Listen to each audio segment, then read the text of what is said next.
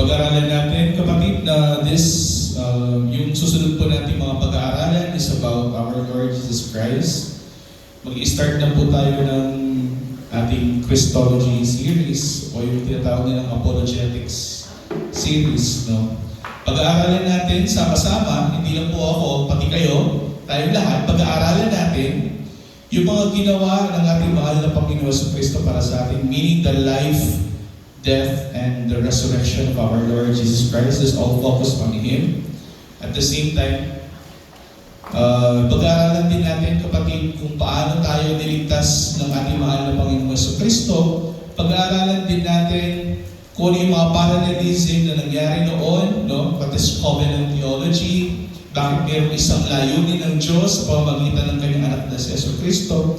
Lahat ng mga ito pag-aaralan natin, kapatid, pati yung threefold ministry ng Panginoon, which is He is a prophet, He is a king, and He is also a priest. No? Pag-aaralan natin yan as we move forward sa Christology. What is Christology?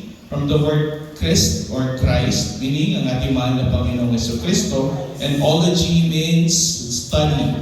Meaning, we're going to study our Lord Jesus Christ, and yung focus natin sa mga darating na mga linggo sa ating pagpa-Bible study. So, yun lang po yung pahapyaw ko.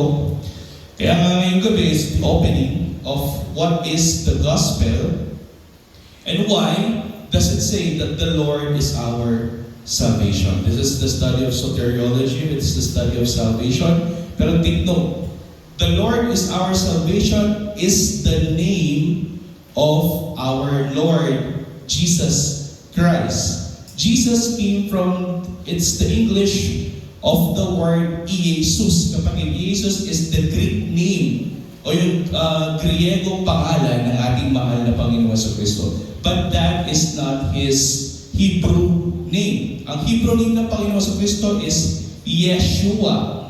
No? Meaning Ye is Yahweh and Shua means salvation. Meaning the God or the Lord is salvation. Yun yung pamagat na pag-aaral natin ngayong gabi na ito. Pangalan ng Panginoon sa Kristo, which is Yeshua or Joshua, or naging Jesus, na naging Jesus in English. And why is it important to know that the Lord is our salvation?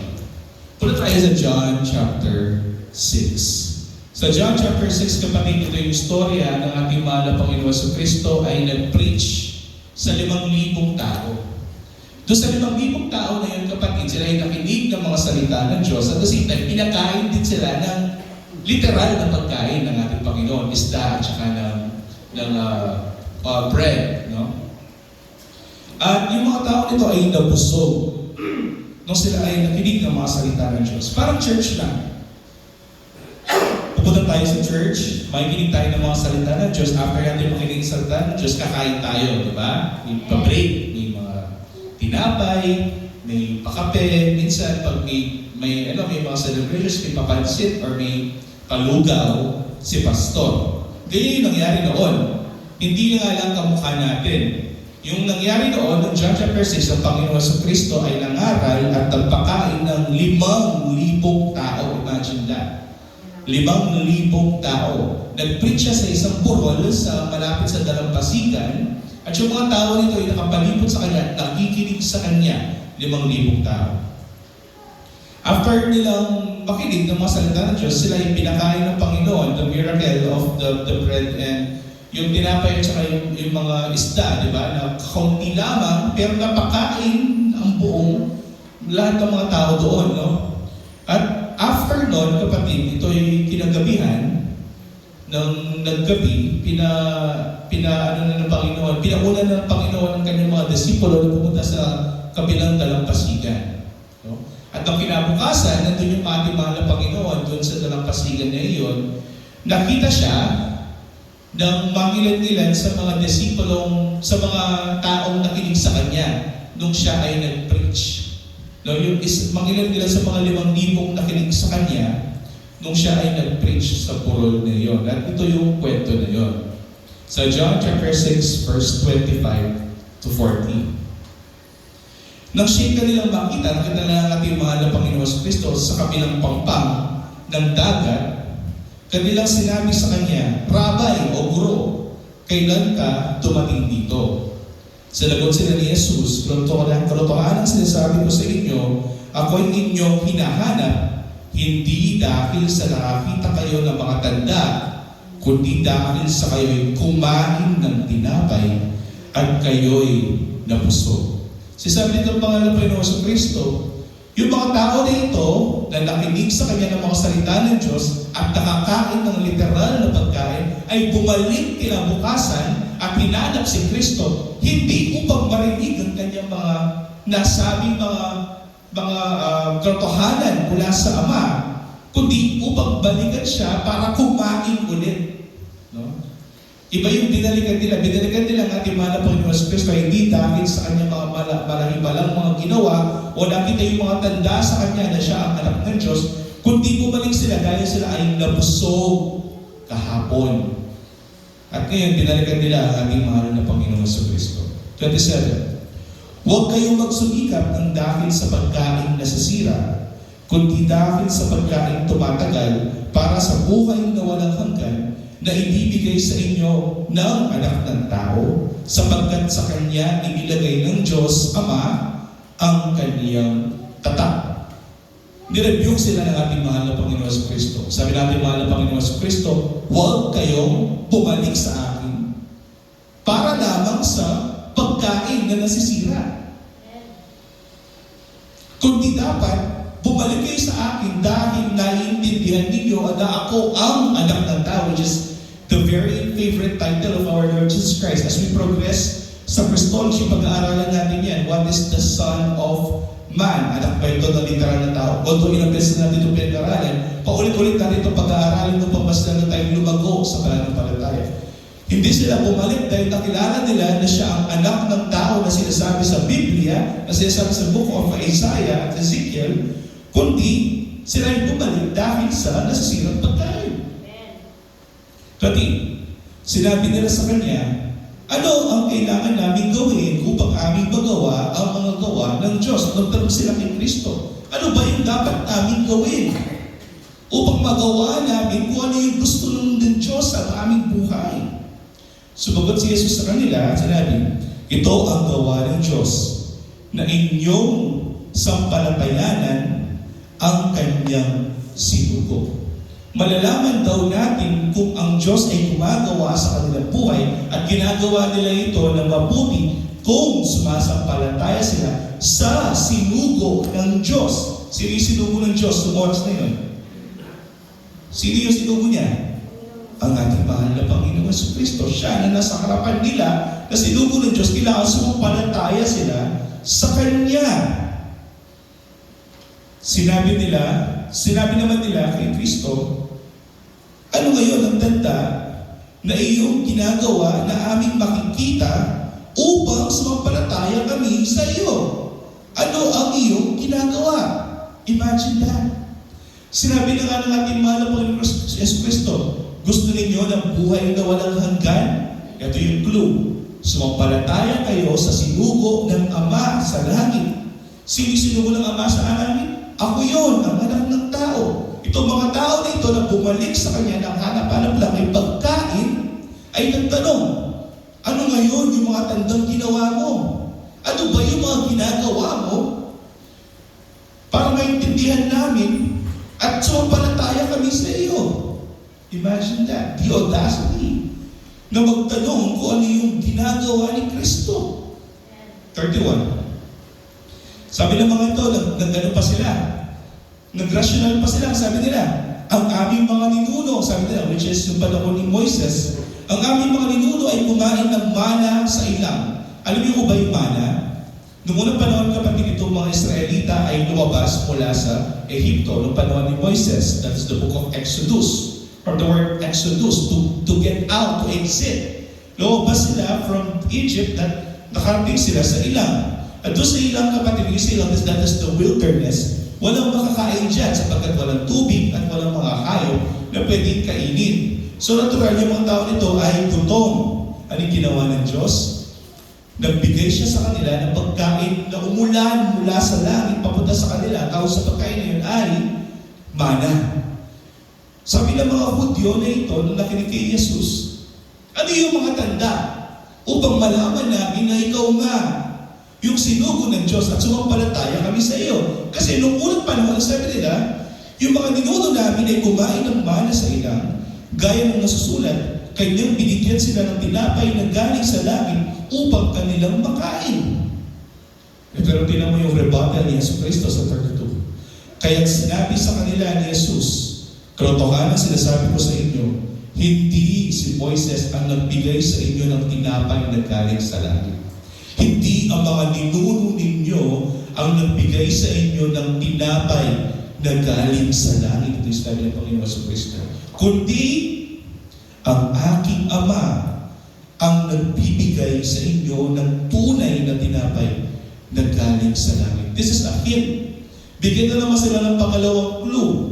Yung tinapay na galing sa langit, hindi si Moises ang may pakananon, kundi ang Diyos Ama na nasa langit. At ngayon ang Diyos Ama na nasa langit ay nagsugo ulit ng tinapay na nagmula sa langit papunta sa inyo upang ang tinapay na ito ay inyong kainin. Hindi na ito literal na tinapay na kinain nyo kahapon, kundi ito ay espiritual na tinapay na nasa inyong harapan.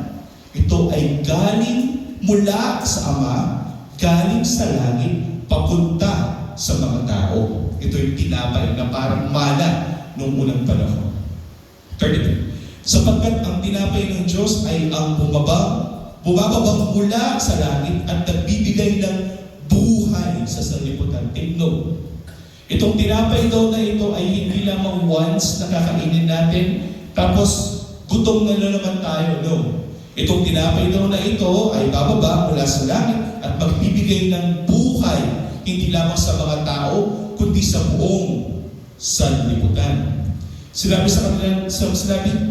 nila sa kanila, Panginoon, lagi mo kaming bigyan ng tinapay na ito. Yung sinasabi mong tinapay na yan, bigyan mo kami upang magkaroon kami ng buhay.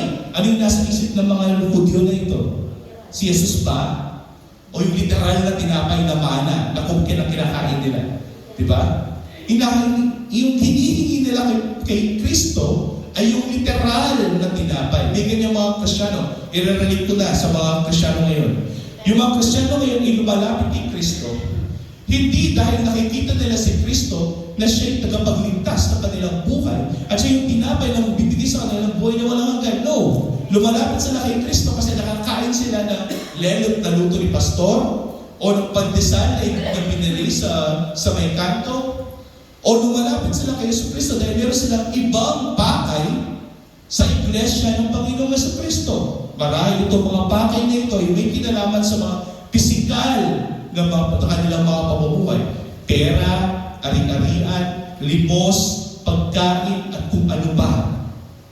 So pupunta sila kay Kristo para sa mga mabababaw na mga gamit. Kaya sabi nila, Panginoon, nais namin yung tinapay na sinasabi mo, yung nagbibigay ng buhay. Sinabi sa nila ni Yesu Cristo, ako, alam mo yung tinapay na iniisip ninyo? Ako yun. Ako ang tinapay ng buhay. Ang lumalapit sa akin ay hindi magugutom at ang sumasampalataya sa akin ay hindi kailanman mauuhaw. Notice kung sinabi ng Panginoon. Yung mga tao na ito na kumain ng tinapay ng isda kahapon ay bumalik sa kanya upang maghanap ng tinapay. Ano yung tinapay na hinahanap nila? Literal na tinapay. Pero sabi ng Panginoon sa Kristo, yung mga lumalapit sa akin, kamukha na mga Hudyo na lumapit sa kanya, pero ibang tinapay yung hanap nila. Ang hanap nila ay ang tinapay ng buhay, which is ang ating mahal na Panginoon sa Kristo. Kailanman hindi sila magugutom at kailanman hindi na sila mauuhaw. Pag sinabing gutom at uhaw, kapatid, may kinalaman ito sa pagkain. At pag may pagkain ng isang tao, everyday, forever, ito ay mabubuhay forever. Ito yung sinasabi dito, this logic. Pag kumakain ka, kumiinom ka, mabubuhay ka forever. At ang sabi dito, ang ating mahal na Panginoon Kristo, ang tinapay ng buhay. Meaning, ang buhay dito is everlasting life. Buhay na walang hanggan. 36, subalit sinasabi ko sa inyo, nakita ninyo ako, subalit hindi kayo sumampalataya. Nag-double down ng ating mahal na Panginoon Espiritu. Sabi, kayo'y mga huwad. Hinaharap niyo ako, hindi dahil ako ang tinapay ng buhay, kundi hinaharap niyo ako kasi gutom na kayo at gusto niyo kumain. Sapagkat ako'y bumaba mula sa langit, hindi upang gawin ang aking sariling ang lahat ng ibinibigay sa akin ng Ama ay lalapit sa akin. Tignan mo yung word na yan. Ang lahat ng ibinibigay sa akin ng Ama ay lalapit sa akin. Ano sabi ng ating mahal na Panginoong Kristo kanina sa 35? Ako ang tinapay ng buhay. 35. Ang lumalapit sa akin, meaning yung mga lumalapit kay Kristo, ay hindi magugutom at ang sumasampalataya sa akin ay hindi kailanman mauuwaw. So mayroong active na ginagawa yung tao. Lumalapit siya kay Kristo. Pero makikita mo dyan, kapatid, ang sinasabi ni Kristo, yung mga lumalapit sa akin ay hindi lumalapit sa akin dahil meron silang kakayahan na lumapit sa akin. Dahil kapag ang tao sa kanyang natural na estado ay lalapit kay Kristo, hindi niya lalapitan si Kristo bilang anak ng tao na tagapagligtas, kundi lalapit siya kay Kristo sa mga mabababaw na mga kadahilanan. Maghahanap sila ng literal na tinapay. Pero sabi dito, yung mga tunay na mga makakakilala sa akin bilang tinapay ng buhay, sila yung yung mga ibibigay sa akin ng Ama. Tingnan mo dito yung word. Ang lahat, this is positive, all, that is 100%, walang may iwan ni isa. Lahat ng ibibigay sa akin ng Ama ay lalapit sa akin. Meaning, alin unang action? Ang Ama ay ibibigay ang mga tao na ito, mga pinili, those who are elected, kay Kristo. That is in theology, this is what we call the Father's love gift to His Son.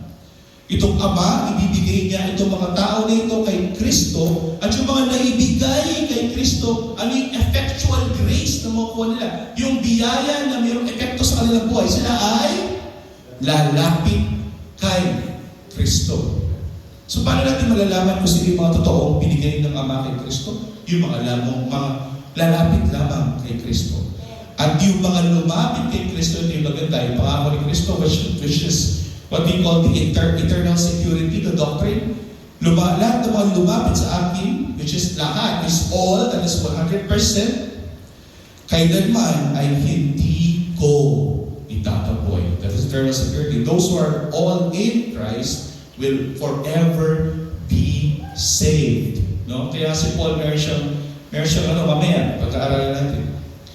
Sapagkat ako'y bumaba mula sa langit, meaning siya ang tinapay na bumaba mula sa langit para mana, hindi upang gawin ang aking sariling kalooban. He came from heaven not to do His fleshly will. Ito yung sinasabi natin yung mahal na Panginoon Kristo dito. Hindi ko gagawin ang aking makalaman na kalooban, kundi gagawin ko yung kalooban ng nagsugo sa akin, which is ang Ama na nasa langit. 39.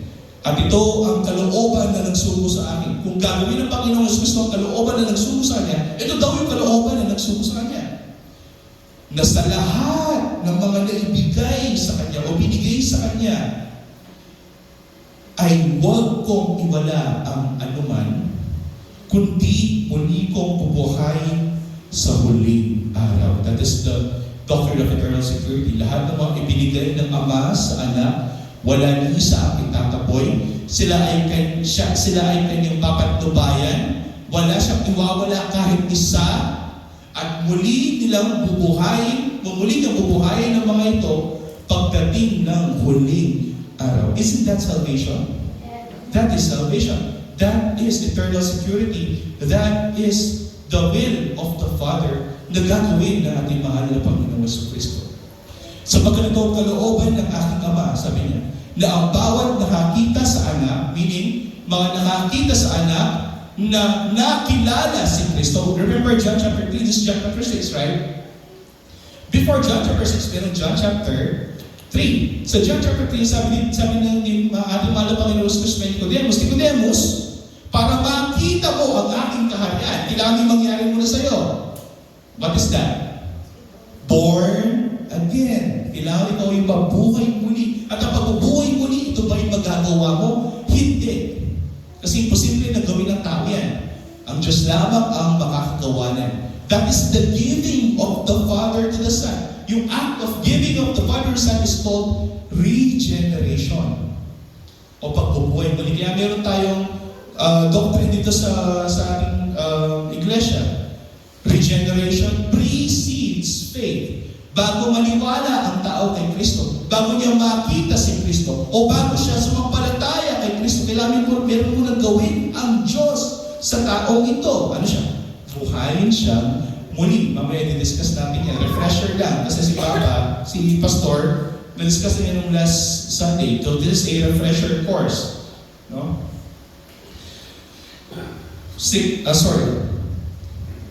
Sapagkat ito kalooban na nagsuo sa akin na bawat nakakita sa anak at sa kanya'y sumampalataya ay magkakaroon ng buhay na walang hanggan at muli ko siyang bubuhayin sa huling araw. Sasabihin na natin, mahal na Panginoon Kristo, kung ano yung kalooban ng Ama sa langit ay kanyang gagawin. No? Wala siyang iiwan kahit isa sa lahat ng mga ibinigay sa kanya. As we course through sa Christology, mag-i-start po tayo sa Book of John. And of course, yung Gospels, pag-aaral natin, Matthew, Mark, Luke, and John, upang mulas na natin maintindihan yung buhay, kamatayan, at pagkabuhay muli ng ating mahal na Panginoong Kristo. Ano yung mapupulit natin dyan? Mayroong mga tao na pupunta kay Kristo, kilala nila si Kristo, pero hindi sila totoong naligtas. Meron din mga tao na mananatiling bulag, kailanman hindi nila makikita si Kristo, at kailanman hindi nila makikilala si Kristo bilang Diyos, di ba? Sabi ng Biblia, you will die in your sins if you do not believe that I am He. Kung ako ay Diyos, at hindi kayo naniniwala na ako ay Diyos, kayo yung mamamatay sa inyong kasalanan. So yung mga tao na hindi kailanman naniniwala na si Kristo ay Diyos. At dahil dito, sabi ng ating mahal na Panginoon Kristo, yung mga taong yun ay yung mga taong hindi ibinigay sa akin ng Ama. Kasi kung ibinigay sila ng Ama sa akin, kailanman hindi ko sila itataboy. So pa natin makikita yan. Sa John chapter 14, verse 6, sabi natin mahal na Panginoon Kristo, nung mga disipulo ay nag-aalala kung saan man siya pupunta, ang gusto nila, Panginoon, kung saan ka man pupunta rin kami. Sabi ng Panginoon Kristo, sinabi sa kanya ni Jesus, ako ang daan at ang katotohanan at ang buhay. Ito ko dyan yung buhay, which is the bread that gives eternal life. Siya rin ang daan, siya rin naman ang katotohanan, at siya rin naman ang buhay. Sino man, or in English, no man, that is universal negative, walang kahit isang tao ang makakarating sa Ama sa langit, kundi o maliban sa pamamagitan ko.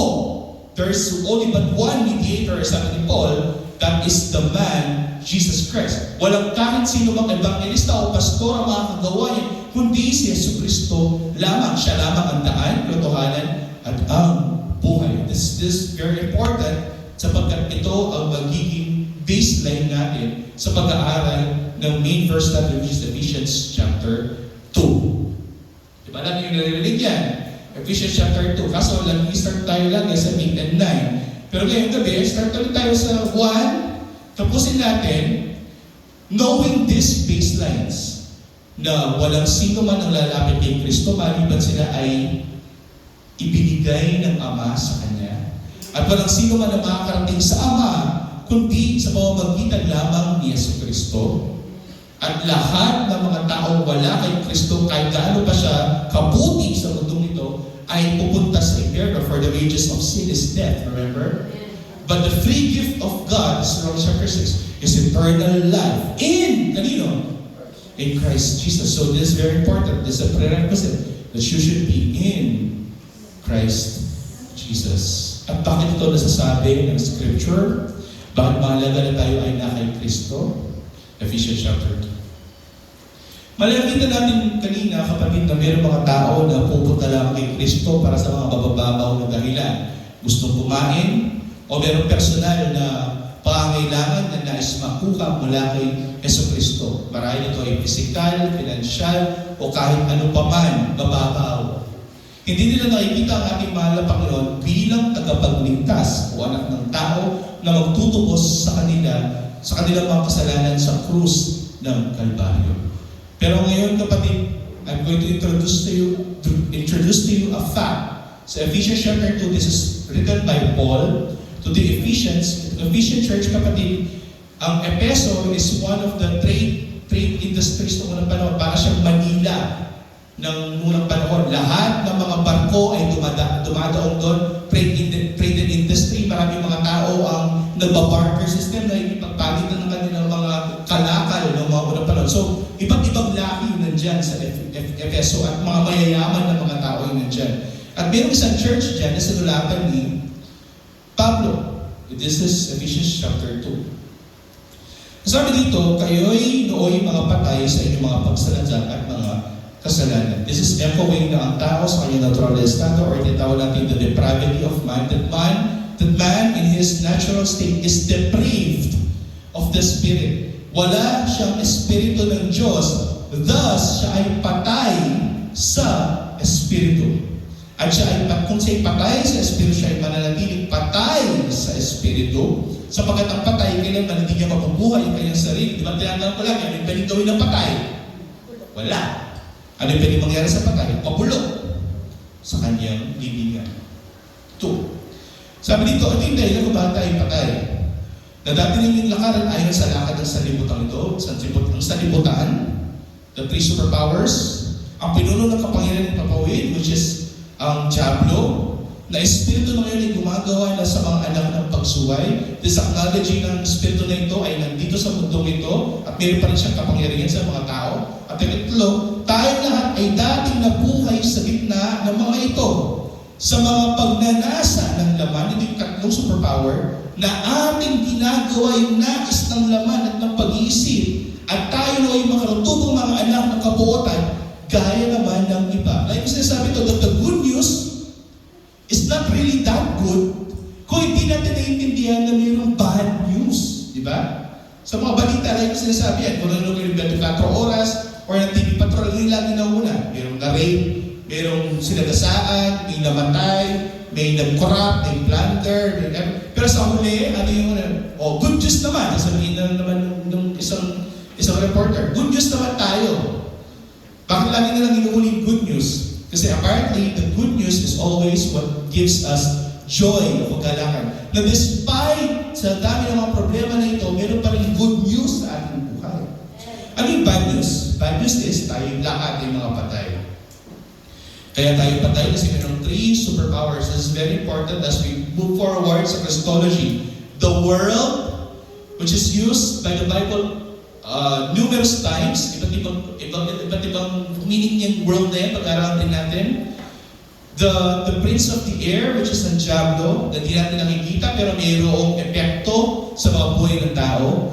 At ang pinakamatinding kalaban natin ay ang ating mismong sarili. Yung tatlong yan ay nagsasama-sama upang ang tao ay manatiling patay sa Espiritu. Kaya minsan kahit bahagi na natin sila ng mga salita ng Diyos, hindi sila magre-react sa mga salita ng Diyos kasi sila ay patay. Hindi nila kayang gawin yan. No? So, kung yun yung estado natin, na tayo yung mga patay, ibig sabihin wala tayong pag-asa. May pag-asa ba kung patay na?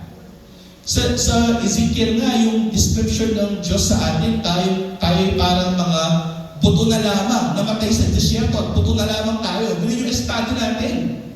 Tayo patay sa disyerto at buto na lamang. Imagine na lamang kung ano yung pwedeng gawin kung ikaw ay mabuhay muli. Buto ka na lang eh. Pwede ka mo mabuhay muli pa doon? Hindi na. Yun ang tao nga na namatay na, ang hirap ang buhayin muli through medicine eh. Yung pa kayong nasa disyerto na at buto na lang. Yun yung description natin.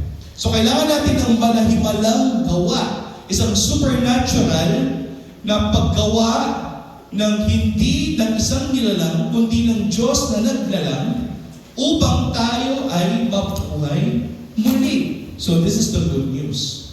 Kung wala man tayong magagawa, ang Diyos ay may magagawa. Kaya sa verse 4, Again, this is very important.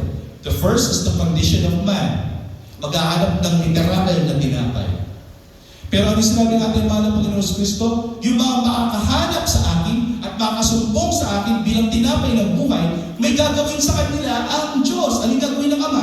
Ibibigay siya kay Kristo. That is the active participation of God. Kaya sa verse 4, ngunit ang Diyos, sa salita Pablo.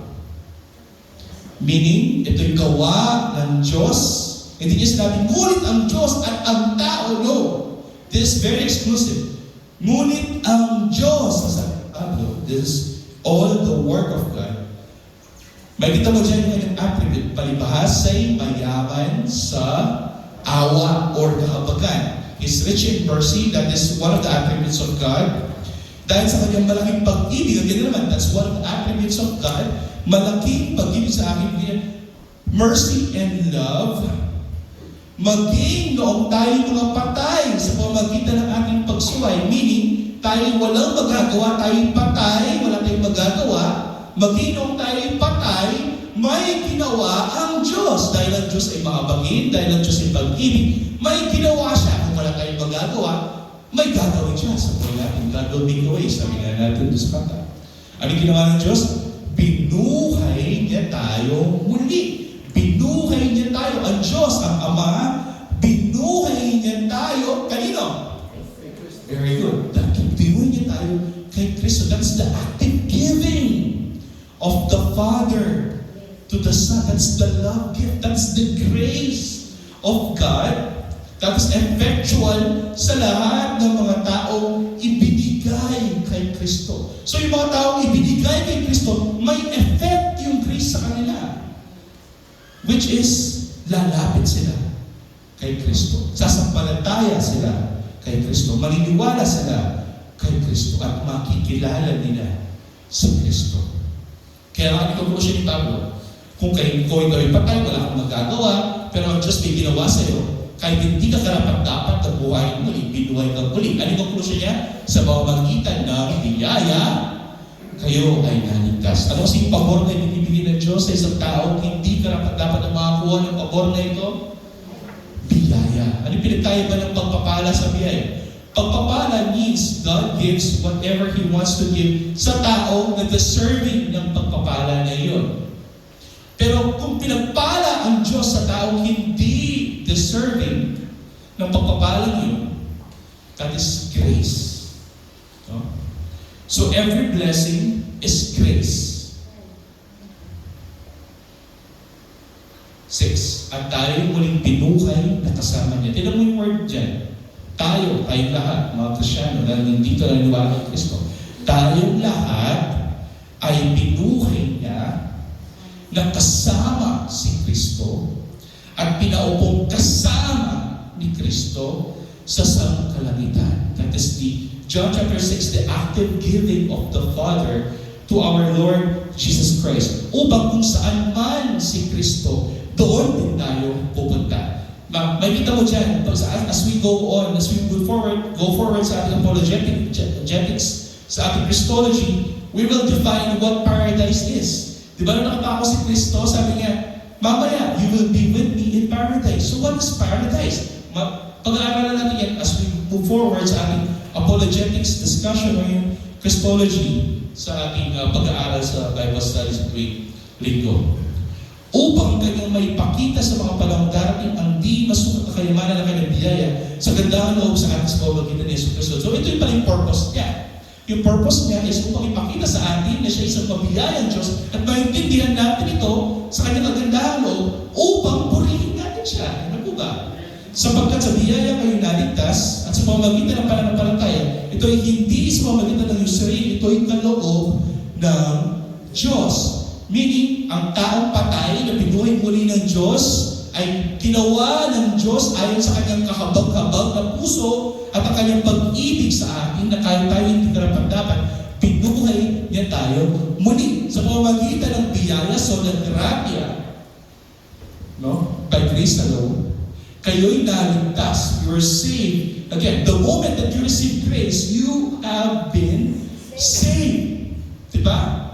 Kasi when you are saved, saved, salvation itself will produce good work. Ora mismo, the moment that you are saved, boom, faith. Kaya makita mo dyan, sapagkat sa biyaya kayo naligtas sa pamamagitan ng pananampalataya. That's instantaneous grace, then faith.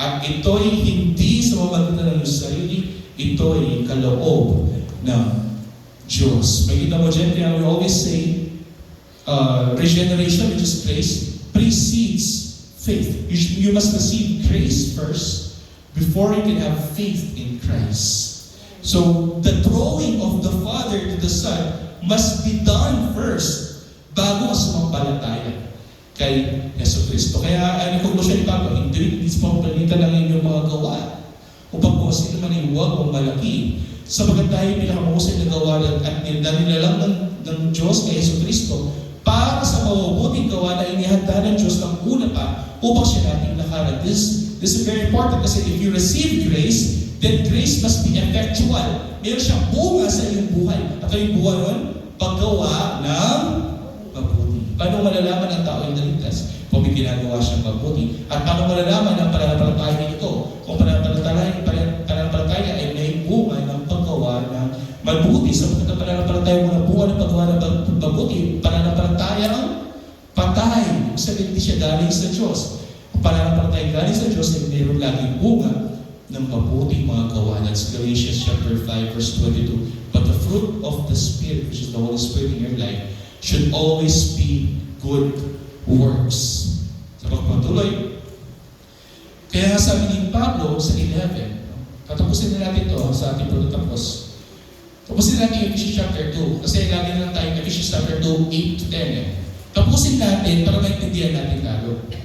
Sa 11, kaya nga alalahanin ninyo na noong una, kayo yung mga hentil sa laman, ibig sabihin tayo ay labas sa kabanal-banal ng presensya ng Diyos. Tayo mga rebelde sa harapan ng Diyos. Tayo lahat ay mga hentil sa harapan ng Diyos. Tayo marurumi sa harapan ng Diyos. Tinatawag na tituli, na mga tinatawag na tuli sa laman, na ginawa ng mga kami ng tao. Meaning ang mga Hudyo, tayo sa atin, mga hentil. Tayo labas sa Diyos. Na ng panahon ngayon, kayo ay walang Kristo, hiwalay sa mga mamamayan ng Israel, at patayukan sa mga tipan ng pangako, mga walang pag-asa, at walang Diyos sa sanlibutan. Hindi tayo labas sa may ipagtipan ng Diyos sa tao, that is covenant theology, no? Tayo labas sa may ipagtipan ng Diyos kay Abraham. Hindi tayo pinangako para sa kaligtasan. Noon tayo mga ganyan. Ito sasabi ni Pablo. Pero naman sa 13, subalit ngayon, sabi niya, ay na kay Kristo Jesus. Kayo na noong una ay malayo, ay inilapit sa pamamagitan ng dugo ni Kristo. Imagine that, tayo mga hentil na hindi karapat-dapat ng kaligtasan, mga rebelde sa harapan ng Diyos, dahil sa ating mahal na Panginoon Kristo at pananampalataya kay Kristo, tayo ay inilapit ni Kristo sa Ama. Again, that's what's John chapter 14. I am the way, sabi ni Kristo, the truth, and the life. Walang sino man na makakalapit sa Ama, maliban sa akin, na kung ikaw ay na kay Kristo na, ikaw na ngayon ay may access at inilapit na ni Kristo sa Ama. Kaya makikita mo dyan, tayo ay inilapit sa Diyos sa pamamagitan ni Yesu Kristo. Sapagkat siya ang ating kapayapaan. Again, that is Romans chapter 5. Therefore, being justified by faith. Ngayon na tayo ng pananampalataya, tayo naging matuwid na sa harapan ng Diyos. Ano yung epekto nun? We have peace with God. At ito na yun, this is echoing Romans chapter 5. Sabi ni Pablo, sapagkat siya ang ating kapayapaan. The reason that's why we have peace is because we are in Christ. Kung tayo ay na kay Kristo, now we have peace with God. Tayo mga kaaway ng Diyos. Tayo na inilapit ni Kristo sa Diyos pamagitan ng kanyang dugo. Na kanyang pinag-isa ang dalawa. And the two become one. Makita mo dyan kapatid sa John chapter 14 pag-aaralan natin that the Father is in Christ and Christ is in the Father. And if we are in Christ, then we are also in the presence of God Himself. So may access na tayo sa Father, kaya siya yung way. Diba? Just John chapter 14. The truth and the life. Ano ba yung ginawa ni Kristo? Tayo na ngayon ay may access na, pinag-isa na, ang Diyos na banal at ang taong hindi ay pinag-isa sa pamamagitan ng dugo ni Kristo at sa pamamagitan ng kanyang laman na pinako sa krus ng Kalbaryo na kinakain din natin during Holy Supper, which is the bread of life. Giniba niya yung tinang pader na naghihiwalay sa atin, sa Diyos. Ngayon, wala na yung pader na yun na naglalagay ng alitan mula sa Diyos na banal at sa taong hindi. Ngayon, meron tayong access doon sa kabanal-banal ng presensya ng Diyos. Kanyang pinawalang bisa ang kautusan, mga batas sa mga alituntunin upang siya ang lumalang ng kanyang sarili ng isang bagong tao, kapalit ng dalawa, sa gayo'y gumagawa ng kapayapaan. Meaning, Jesus fulfilled the law and the prophets. Fulfill niya yung mga bagay na yan, ang kautusan at ang batas para sa iyo, upang mailapit ka sa Diyos at magkaroon tayo ng tinatawag natin kapayapaan. Remember Isaiah 53? Ang sabi doon that He was crushed for our transgressions, He was bruised for our iniquities. The punishment, this is very important, this is the doctrine of propitiation. The punishment that brought us peace was upon Him. Ang kaparusahan na dapat sana sa atin ipapataw ay pinataw kay Kristo. At yung kaparusahan na yun ang naging pampalubag loob ng Panginoon para sa atin upang Ama ay huwag na magalit sa atin. At ngayon, hindi na siya galit sa atin. Meron tayong kapayapaan sa Ama. System. At kanyang papagkasunduin ang dalawa sa isang katawan sa Diyos sa pamamagitan ng krus. Because of the cross, because of the life, death, and resurrection of our Lord Jesus Christ, we have peace with God. Tayo na ngayon dating mga magkaaway ay magkabati na. Tayo na ngayon mga kaibigan ng Diyos. In fact, it's very important. Tayo na ngayon ay may karapatan na tawagin ang Diyos na ating Aba, Father. Dahil sa ginawa ng ating mahal na Panginoon sa Diyos. Sabi mo nga, very important ang Christology sa pag-aaral ng mga pala ng salita ng Diyos. Pinagkasundo ang dalawa sa isang katawanan sa Diyos sa pamamagitan ng krus na sa pamamagitan niyon ay pinatay ang alitan. Wala ng alitan ngayon. At siya'y tumating at pinangaral ang kapayapaan sa inyo ng malalayo at sa kapayapaan sa mga malalapit sapagkat sa pamamagitan niya, there's only but one mediator. Sa pamamagitan niya, sa Kristo lamang, wala nang iba pa. Kapag sa pamamagitan lamang ni Yesu Kristo, kapwa tayo mga kalapit in one Spirit, through the power of the Holy Spirit, patungo sa Ama. Now, this is echoing John chapter 14. I am the way, patungo sa Ama, the truth and the life. No man, walang sino mang tao, ang makapunta sa Ama, maliban o sa pamamagitan ng aking sarili. Meaning, Jesus is only but the one, capital M, mediator in the Bible.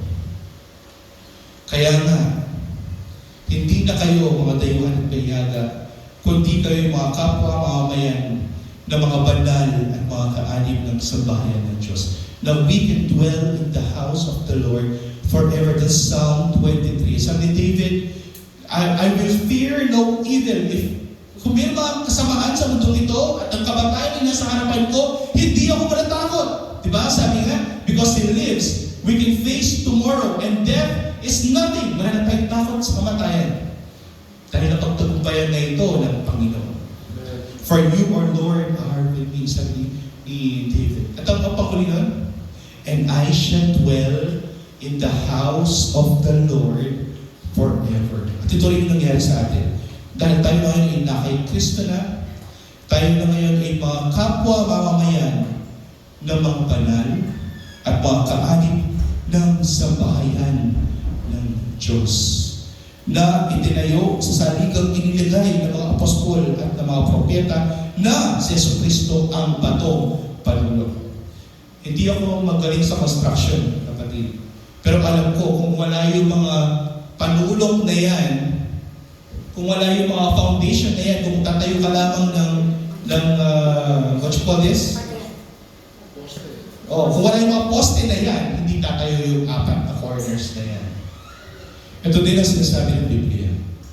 Na ang mga tao na mayroong karapatan na tawagin ng Diyos na Ama, ang dahilan kung bakit mayroon tayong ganyang karapatan, pribilehiyo, ay dahil sa ating mahal na Panginoong Jesucristo na siyang ating naging batong panulok, our foundation, kapatid. Our cornerstone. Na sa Kanya ang buong gusali ay makakalapat na mabuti at lumalaki tungo sa pagiging isang banal na templo ng Panginoon. Meaning, kapatid, that we are now the temple of our Lord because Jesus is our cornerstone. Kung wala si Jesus sa ating buhay, hindi magiging templo yung ating buhay. Kaya mahalaga na tayo na kay Kristo upang ang katawan natin ay gawing templo ng Panginoon.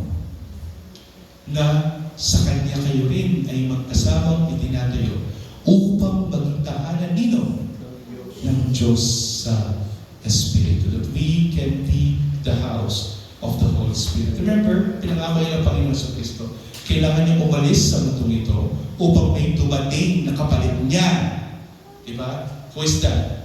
The Holy Spirit, who will be the witness and the grace of God, ang magbubukas sa mga taong bulag, ang mabubuhay sa mga taong patay. Ito, Holy Spirit na ito, na siyang magiging means upang malaman natin kung sino talaga yung totoong niligtas ng Panginoon.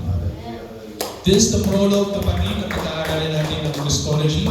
Sana rin po kayo napulot ng mga lesson at sa dati ng mga linggo, pag-aaralan natin ng mas malalim pa yung mga yan at mas bibigyan natin ng pansin yung mga sinasabi ng Panginoon sa Kristo. Bakit niya tinatawag kayo sarili na anak ng tao? Bakit siya tinatawag na Lamb of God? Bakit meron siya tatlong offices? Yung tinatawag natin Unius Triplex, which is, he is the prophet. Bakit siya tinawag na prophet? He is the king. Bakit siya tinawag na king? And he is also the priest. Bakit siya tinawag na punong pari? Yung mga bagay na yan, kapatid, pag-aaralan natin as we go by sa mga linggo. Samahin po sa mga pagkakalala. Ama, maraming salamat sa mga salita. Salamat po Diyos sa mga katotohanan na ipinahayag mo ngayong gabi na ito. Bigyan mo kami ng kalakasan, lalo Panginoon, sa pag-aaral ng mga banal na salita upang kung sino man makarinig ng mga ito'y maging kanilang tinapay ng buhay upang sila ay manatili sa pananampalataya at sa biyaya na iyong pinagkaloob sa amin. Maraming salamat o Diyos sapagkat hindi mo kami hinahayaan na makuha ng kaaway at maraming salamat o Diyos sa kaligtasan na siya kami pinaghawakan hanggang sa mga oras na ito. Marapatin mo o Diyos na itong pag-aralan namin, ito ay maging mahalimuyak din sa aming buhay at ito ay may isa pamuhay namin bilang sumasampalataya sa iyo. Lahat namin sa dalangin sa pagpapalit ng Panginoon.